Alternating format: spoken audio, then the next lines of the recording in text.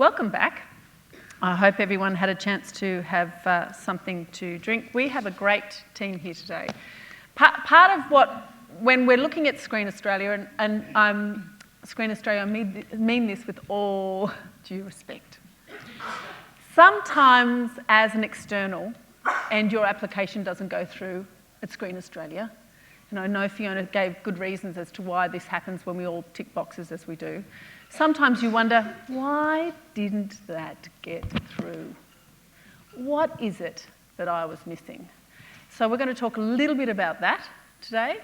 We're going to talk also about entrepreneurial thinking. As we all know, the money is getting tighter. It's not something we like to say too often, but it is. The market is changing and shifting. There's more mediums that we can jump on board, or to be honest, it's harder to get on board some of those. And we're really facing a new landscape.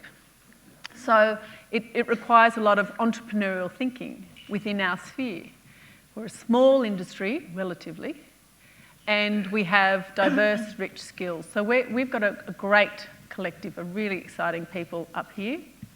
And I would like them to all introduce themselves. And I'm actually going to go to the end of the table to the wonderful Michela Ledwidge. And before she introduces herself, I have to tell you all that a few years back, she was speaking at an ABC Symposium. And I heard her speak on the Commons. And I had a complete crush on her at that time, and have had a girl crush ever since, and think she's fabulous. And I would love her to introduce herself. Go for it, Michela. That was my intro. Nice to meet you. That was not your I'm one of the founders of Mod, which is a studio here in Sydney that specialises in immersive experience and interactive entertainment.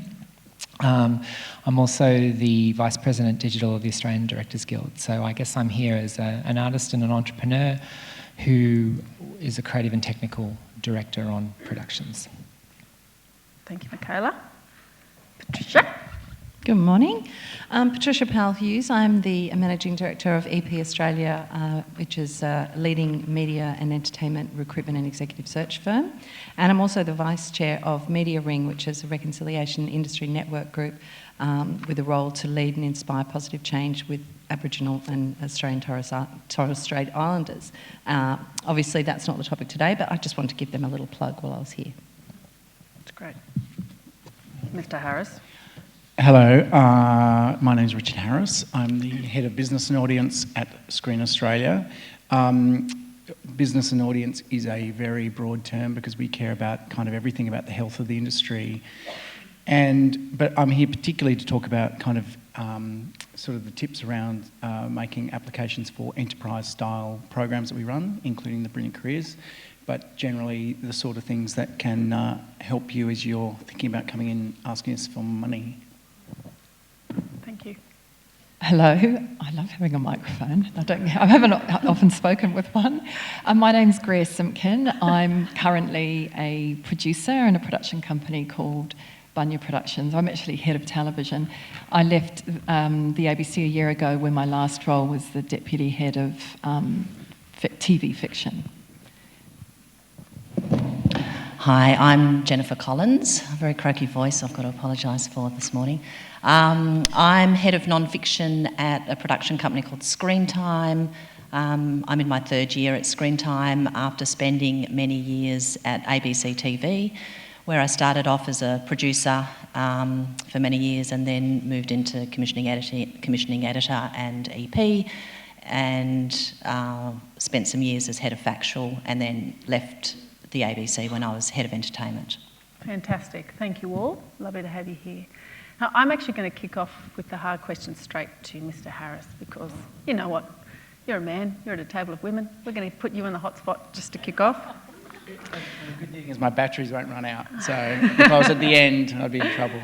So Richard, you know, I'm going to talk specifically about Brilliant Careers, and I don't know if everyone's had a chance to look at Brilliant Careers, but it's much more open, much more broad parameters than some of the other enterprise funding possibilities we've had in the past.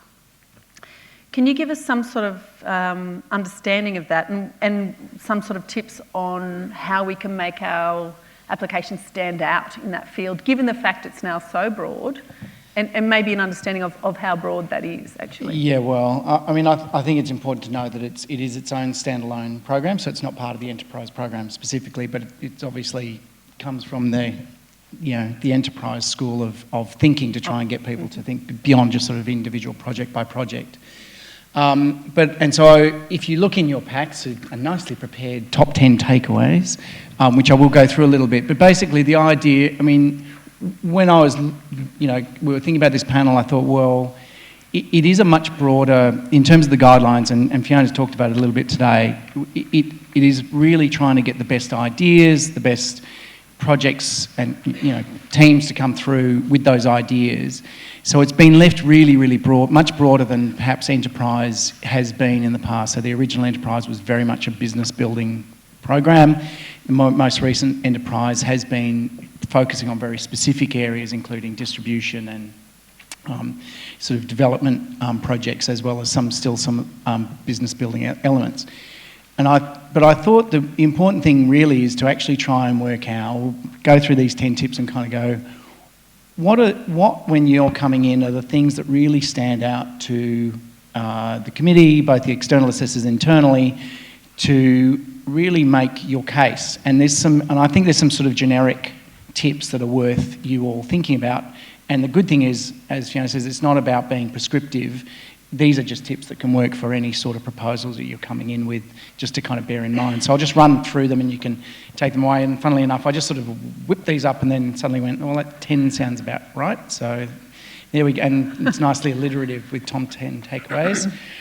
So analyse this. So basically that's all just actually, this is very simple and not simple, straightforward. Understand your challenges and opportunities, and then really take some sort of SWOT analysis of where you're positioned and why and how you think you're going to go forward. Audit your assets. If we get talking about entrepreneurship later, I'm in a greatly privileged position of being a bureaucrat telling you how to be more entrepreneurial, but nonetheless, there's this whole idea about actually auditing your assets, which are actually about hard assets and soft assets. I know that sounds very masculine and feminine, but nonetheless, but the hard assets being your actual cash and facilities, which a lot of people think about, but also really focusing on what your skills and your relationships and getting people to think much more about those elements of what you have in your kit bag to actually bring to what you're putting forward. 3, partnering up. Any opportunity you have to show that you're actually partnering with other people, you're not just doing it on your own. It doesn't necessarily mean you have to bring 5 people into a single company. It's a bit like a few people said on the panel previously, it's actually about knowing where your strengths are and where you're going to partner with people to enhance your strengths or fill in gaps in your strengths. Show me the money. If you can bring actual money from other people or other assets from other people, I'll tell you what, that goes a long way to actually demonstrating that you're, to making a difference to a committee that's looking at it, rather than just coming into us saying, we've got this great idea, you fully fund it and we'll make it really work. If it's a really fantastic idea, it doesn't mean that it can't be funded, it's not as attractive as someone coming in necessarily and going, I've got all this really great idea and I've got some money from these sources, and that looks very attractive. Looking at the market realities, clearly look at what you're actually moving into, fully appraise both challenges and opportunities. Show me, don't tell me. And it was a little bit before about also those video pitches, but also being able to come into the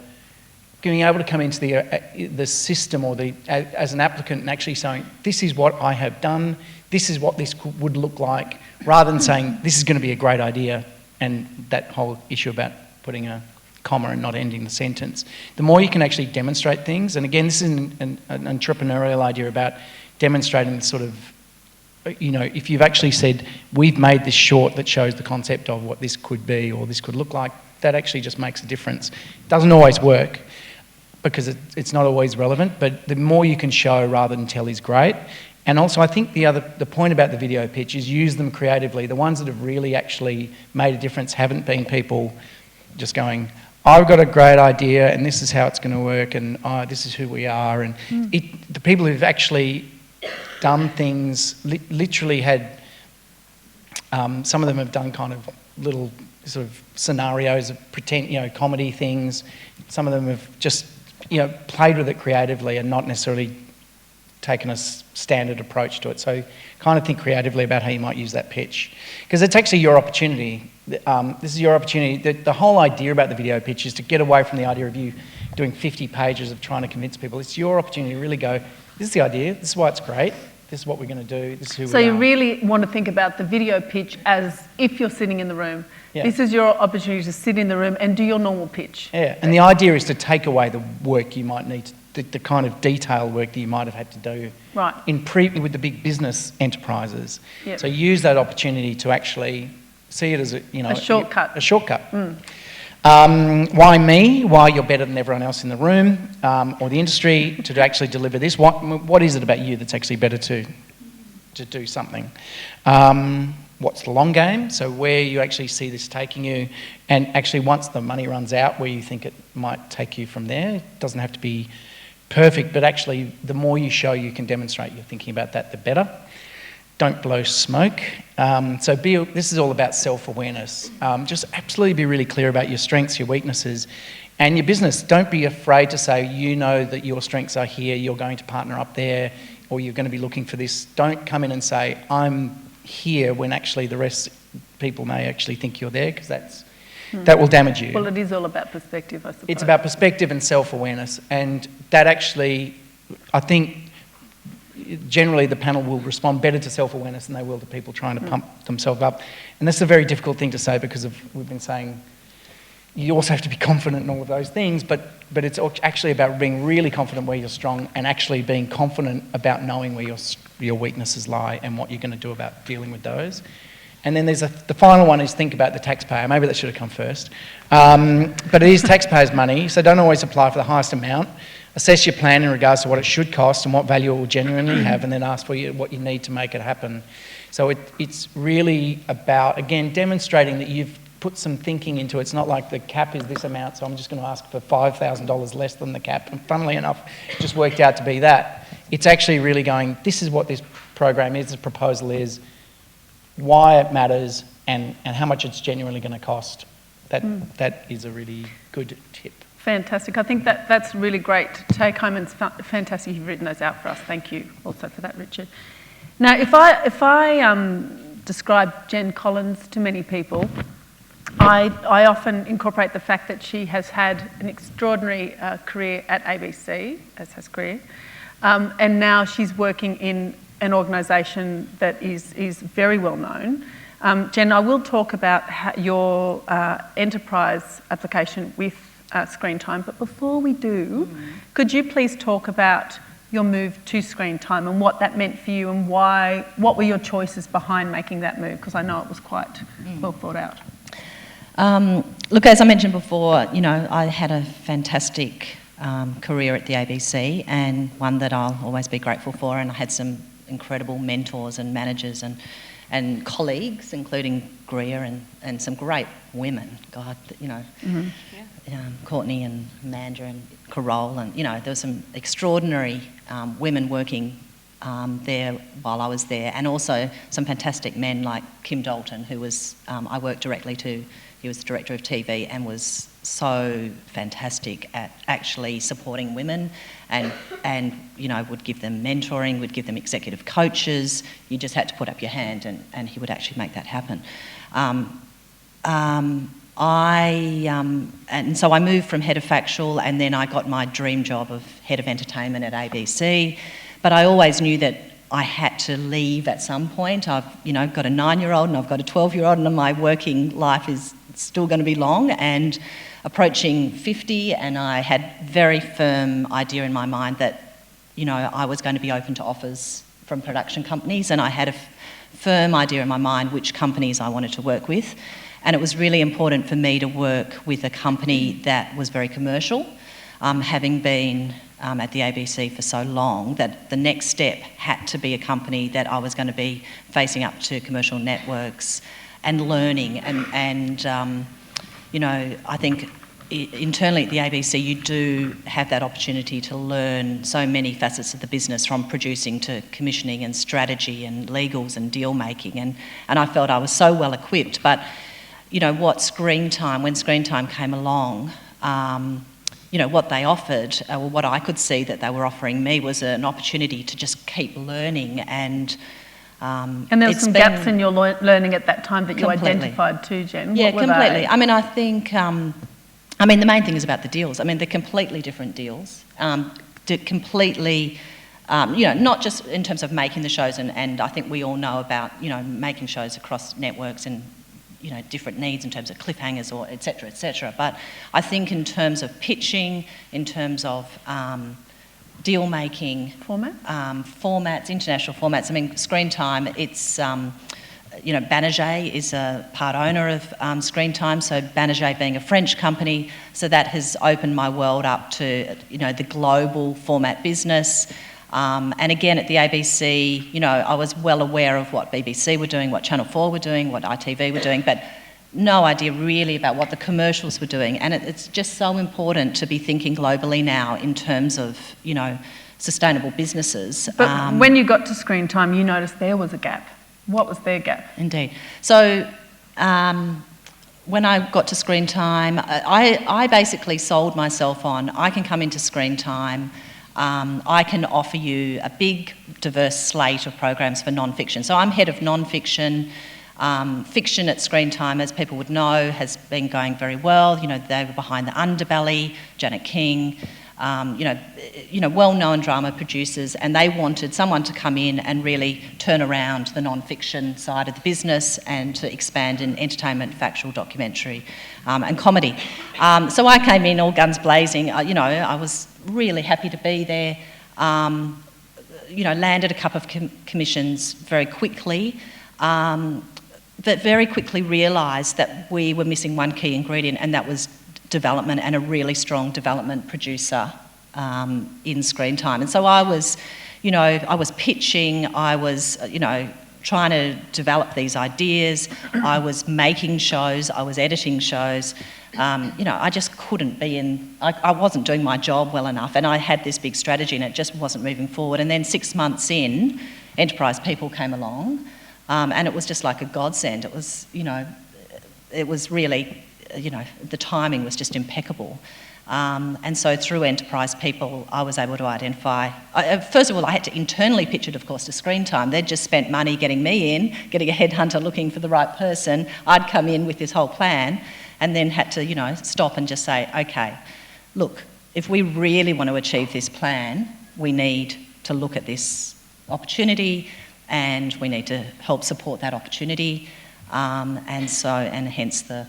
And it's a young female you put in that role, yes. And you're mentoring her up, I understand? Yeah. So it's Neve Linney. I shouldn't have mentioned her name out loud because she is so exceptional that she will get snapped up. You can find her CV she's on a 2-year placement, and we were so I interviewed a number of women and wanted someone in a particular part of their career where, someone that was smart, good writer, but hadn't seen that whole process through. And for Neve, she'd actually been an associate producer. She'd had a few credits, but she'd always come on when the show was commissioned. She'd never seen the beginning of the process ever. So what we did was a 2-year plan where the first year was all about how you originate an idea and how you turn that into a pitch and how you have to change the pitch depending on which network you're pitching to. And this was all in your application? And that was all in our application. We had KPIs, very specific. And then in year 2, it's all about her getting producer credits. So she continues to do the development role, but she also we're working on a show with SBS at the moment, and she is getting a producer credit on that show. And it diversified the slate that Screentime was well known for, which was very interesting. Yeah, completely. Yeah, that's fantastic. Thank you, Jen. Now, the other area that many producers seem to have trouble in is in the area of mixed media. Sorry, I keep touching my chest. What's that saying about me? Michela, you're the Vice President at the moment of digital media for the... Yeah, go Directors Guild. Yeah, Directors Guild. And you've seen a lot of these sort of proposals. When you're talking to companies that are looking at doing new media, how do you suggest they fill in their gap, and what are the gaps? Do they recognise the gap in that knowledge, or do all of us, because we think we're in the industry, can go and move forward in that capacity? And if we're looking at new media and that whole new landscape, how can we address those issues at the moment? Okay, so look, I mean, I can speak for myself very confidently, but I sometimes like to preface it to say, I don't know your business, and I also don't have a clue about what's going to happen next. We're in a really disruptive time. Everything's being disrupted. We're all holding on. But what I can tell you is that as an entrepreneur, I've been largely self-employed in this space for several decades. And my tips for producers around this would be, first of all, stop calling it new media. Okay, mental note, if you'd write like, that down. if you see yourself as artistic, then try something like digital culture.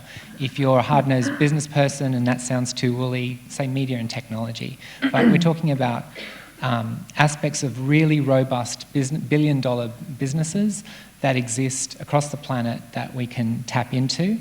And Australia is falling further behind, I think, in the entertainment space because of a generalised approach, I think, to trying things out. So I don't want to speak for the Directors Guild other than to say I've got a remit to try and help the Guild keep abreast of the times and support our members as one of the members. But certainly, because my background is I was a first-gen web practitioner, I come from an incredibly overprivileged position in that when I got my first job as a digital practitioner, there were basically 3 people in the country who had the skills to apply for the job. So I can't speak for what it's like as a newcomer to the space, but I had this naive view that I could go from working on the largest internet productions in the world to working on the largest film and TV productions as a creative technical person. And that hasn't happened. But in terms of the opportunities for producers is, I would say, besides language, also stop trying to frame digital as fitting into the existing film and TV model. The opposite is happening. The film and TV business is being rethought in terms of a digital landscape. And it's a little bit glib, but there's one of my influences is a practitioner from the 60s called Ted Nelson, who coined the term hypertext. And he described software design as a branch of filmmaking. And that's a pretty radical approach for this audience, I know. But if you don't have multidisciplinary teams, if you don't have people who understand the formats that you're considering incorporating into your traditional process, go and find them, learn what's feasible, start to understand why the practitioners on the digital side of things talk about experience design, user journeys, and why there's some fundamentally different approaches evolving. I mean, yesterday I was in a conversation with a filmmaker, and he was asking, how do we, in this evolving world of 360 video, how do we get the person to look in the right place? Like how do we force their eyeballs to be looking at one part of the screen if what is all around them? And it was interesting because that for him was the prerogative. The director of that experience had to have everyone's eyeballs at the same place at one time. So I think, and the simple answer is you can't, all right? It's the same with theatre. You can use the craft to direct attention, you can use magicians' tricks to redirect attention, but understand the mediums. There's so many opportunities around this, I think, but it starts with multidisciplinary teams. And where did people find those teams though, Michela? So I think working out who is skilled in that area of media technology, see that? I use the right language, I'd just sort of like you to know. Yeah. Where do you find those teams? Where do you identify teams that would work for you? Okay, well, I mean, it's your personal network. I mean, all of our work has come from, you start with a conversation. It's the same as any other part of the business. Yep. It's who you know. Everyone you know in this room has, you've got an expertise network around you. Some of I just made some notes on some of the local successes that I like to think about. And sometimes there's successes in creative terms as much as monetary terms. But here are some other examples of companies. So Hoodlum, you've heard of Hoodlum. Hoodlum's done some really pioneering work over the last couple of decades. I first heard about Hoodlum when I was working for BBC Interactive Drama in London, and there was this Aussie company, was one of our suppliers. I'd never heard of them, but they were doing stuff from across the world, from Brisbane. They were doing stuff into BBC in London. The Secrets and Lies, which has won awards for their alternate reality game format, which was it's a concept that's been pioneered out of the US. Look at companies like 42 Entertainment that do the Dark Knight work. They haven't been incredibly lucrative things, but they have allowed Hoodlum to enter the US system as a traditional producer. So they've really come from a multi-platform And Michela, you talk about that space within the gaming world as part of the missing gap for us as an industry, that we don't identify that, do you think? Well, and it's so diverse. So that's one example of a traditional company now that started as producing alternate reality games for broadcasters. SBS has a small in-house team that's been producing really beautiful interactive storytelling projects like The Boat, the Cronulla Riots, web documentary, and that model was really pioneered from the National Film Board of Canada. If you see the sort of stuff that's been funded out of Canada around online storytelling, really beautiful stuff. A production that I was involved in, Me, from New South Wales, co-production with Decode in Canada to produce Dirt Girl World. That was a really successful multi-platform children's TV series, and I was brought on after the funding was in place, but it was really interesting to see how the creator of the show, Kate McQuillan, had a real vision for multi-platform right from the start. It wasn't all feasible, it wasn't all fundable, but she did have an idea that we were able to develop. The Project Factory had a successful partnership with Hanway Films, who produced the Sherlock TV series. Don't know how much money it's made, but they got lots of eyeballs. They've localised it into the Chinese market, and they sold the Project Factory recently. And I think the interesting take-home from that project was it was funded as a way of keeping the audience entertained in between the broadcast series, so to keep the idea of Sherlock alive. Living alive. Well, thank you, Michela. That stuff's really great, but it actually speaks to part of the topic we're focusing on, and that is strategic partnerships. Greer Simpkin, I'm looking at you. You're working with Bunya Productions. They're a very successful production house, and recently they've made a strategic move to partner up on making Jasper Jones. Can you talk us through that? May I ask, was that the first time that Bunya have done a joint venture like that? Yeah, I think it is. I mean, Bunya, I joined a year ago. It really is David Jowsey and Ivan Sen, and I think David's been really strategic at looking at partnerships and gaps. In the case of Jasper Jones, it was about David's time. Since then, we've also looked at partnerships with other companies that are about, differing voices, different to what we do, and also on the technical side, and we can talk through that in a minute. But what David did with Jasper Jones was partner with Vincent Sheehan at Porchlight, and it was just really clever because everyone knows how long it takes to make a feature film, and when you've got a small company and you have to keep a slate going, both Porchlight and Bunya have to do that. When David partnered with Vincent, they've got very similar skill sets, so it's not about partnering with people that have a different skill set, it's just that when you're running a slate and your other projects take time, they can both slip in and out. I think that was really clever. And when you mentioned the fact they have the same skill set, we discussed that the other day, that's unusual. We often think that we have to partner with people with a different skill set. Yeah. But for them, it was about viability of making that happen. Absolutely. And then there's also other strengths in the company, like I see Anita Sheehan is here, and she's one of the EPs, as is Liz Watts. They obviously bring a lot to the project as well. I came in very late in the piece, but I was able to help as an EP in the physical production. But it's been really, really successful and a very good way of working. And to that end, Bunya also have decided to do some other interesting strategic planning. Yes. And you're looking at the gaps in your business. Yes. And can you talk us through the gingerbread? Yeah, I mean, we've Bunya is a low budget. I mean, its modus operandi has always been to do low budget, kind of boutique feature films, and they've often worked with Craig Deaker at Gingerbread Man, who's a really great technical whiz and has a very similar sensibility in many ways to the way that we like to work.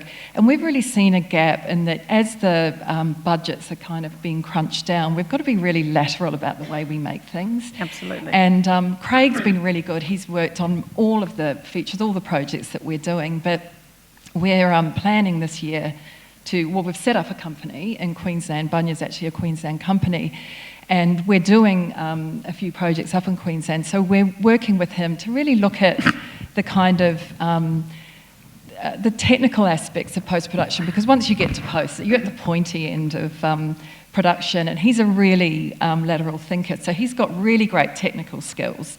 We've got the kind of project management skills, so we're partnering together to help both our businesses. That's very clever. And likewise, Jen, in regards to Screentime, one of the fascinating things, I think many of us look at companies like Screentime and think, you know, how many Underbelly series did they do? I don't know, 4 or something? Yeah. That was pre my time, sorry. I was going to be cheeky and say 44, but they... But you look at companies like that and think they wouldn't necessarily have to think strategically in the same sort of realm as someone like Bunya. Can you talk us through the Wolf Creek scenario? Because I think that's a really interesting model at the moment. Yeah, look, you know, I suppose just responding broadly to that, I think, you know, Screentime's a medium-sized company, so it's not a Shine Endemol, you know. No. But it faces exactly the same challenges as every company, and that is, you know, doing your numbers and how many people are you going to have on overhead and how many shows do you have to have in production to actually be able to pay everyone. I mean, it's as basic as that. And so we're on both sides of the business. We're entering into co-productions for a variety of reasons, and some of them are about financing that, you know, they might come with money, or it's a broadcaster coming in that we co-produce with. Others might be because producers don't want to have the accountants, the lawyers, you know, those overheads on their side, and they're looking to Screentime to get their idea up without having to bring all of those people onto their side. So, and other times it is about accessing, you know, the writers or the creative team that are within Screentime. So there's a variety of reasons. But Wolf Creek, you know, which is a series that we're making for Stan at the moment, and that's in co-production with Greg and Clayton's company. On the non-fiction side, we've worked with... That's a Adelaide-based company? It's being shot in Adelaide, and Annabelle's here somewhere. Yeah, SAFC.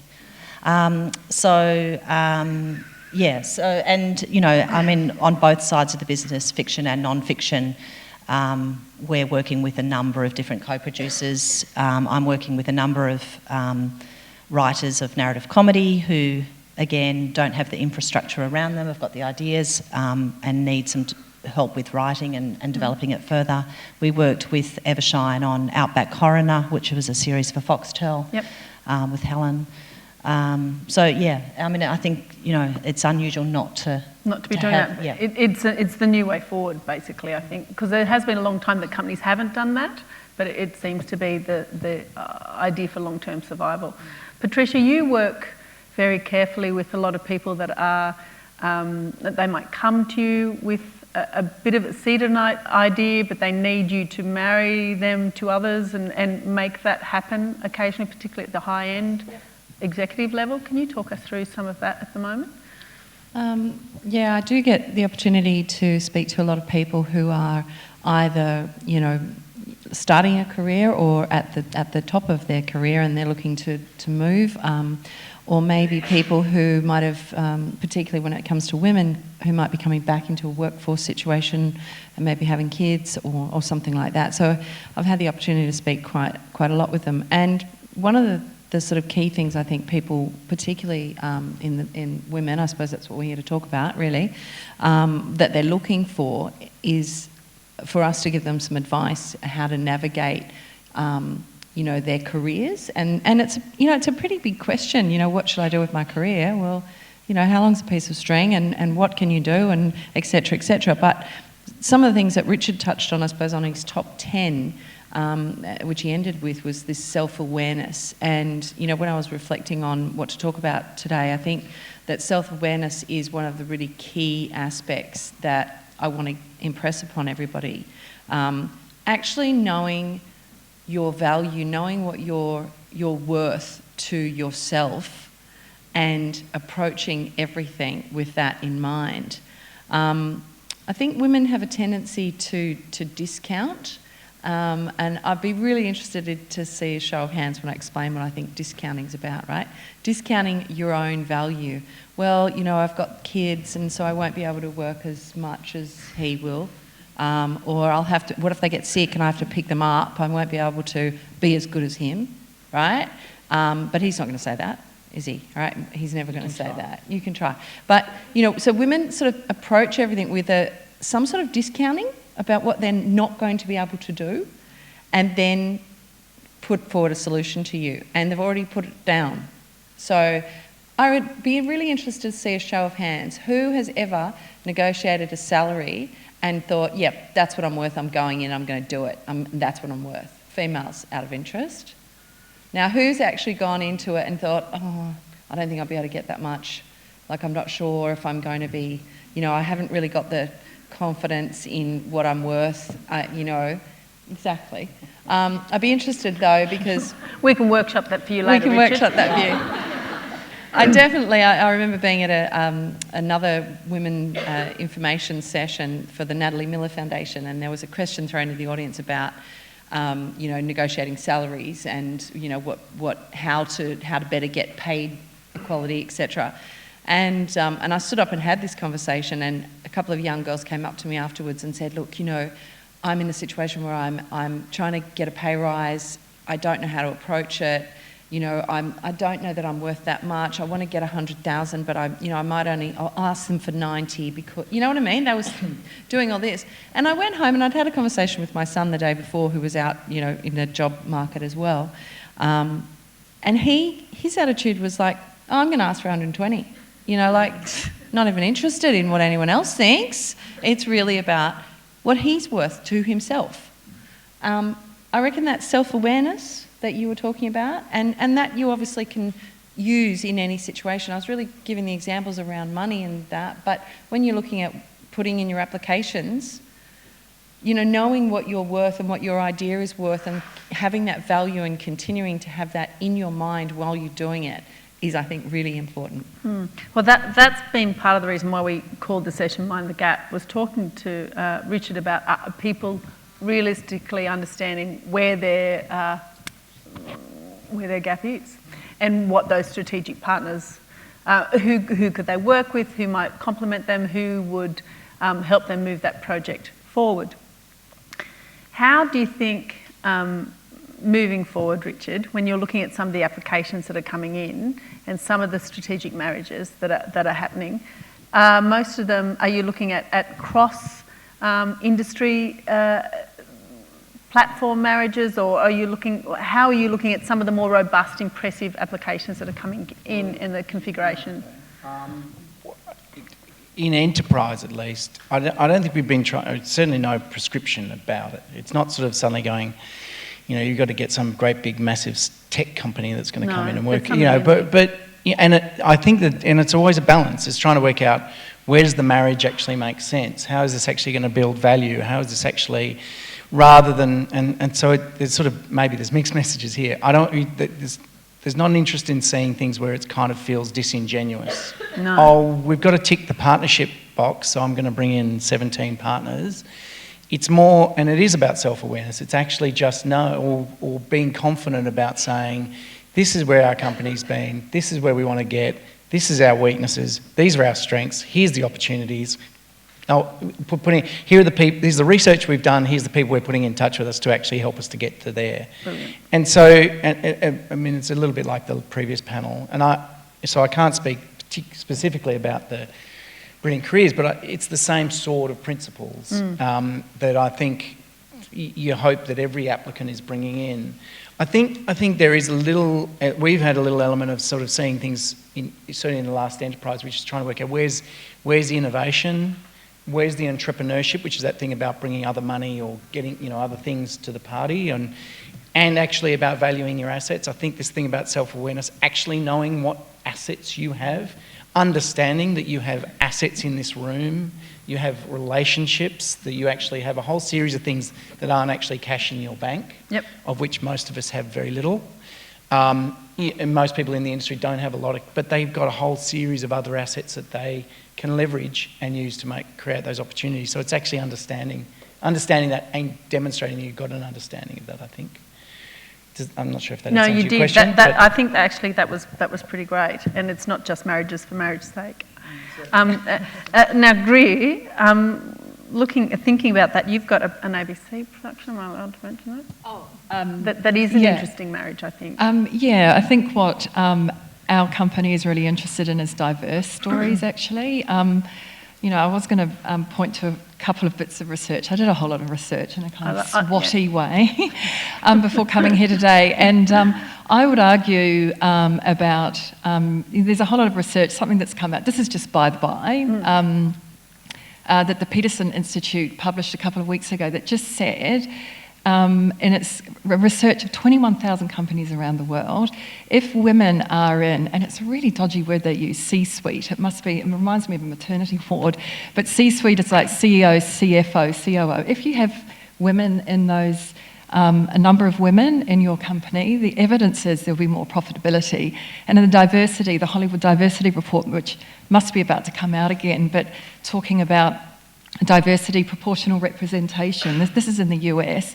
It is, the evidence is there that it is better for box office and it is better for viewing. So for me and our company, it's actually not about this is the right thing to do. It's actually about it being better for business. It's like that's the way we should be looking at it. One of the things, just very quickly, that we're doing this year is a project where we've partnered with a Torres Strait Island company, Lone Star, owned by Jimmy Varney and Aaron Faso, and they bring enormous skills that we don't have, a different voice, incredible cultural knowledge of the area, because we're going to be filming up there. And that's, again, a kind of really beautiful partnership that's working very well. We've got very diverse voices. I think that's really, really great, because part of the feedback and research that Screen Australia has had is women, we often think we have to be all things to all people. And so partnering in those respects is really empowering, I think. I think we've actually run out of time. I had more questions for all of you, but you've done such a brilliant job. I'm really grateful to all of you for today. Can we thank our panel, please? And in those packs, you'll find Richard's tips that are there. I think they're really useful. And I believe that those people online are able to access those as well.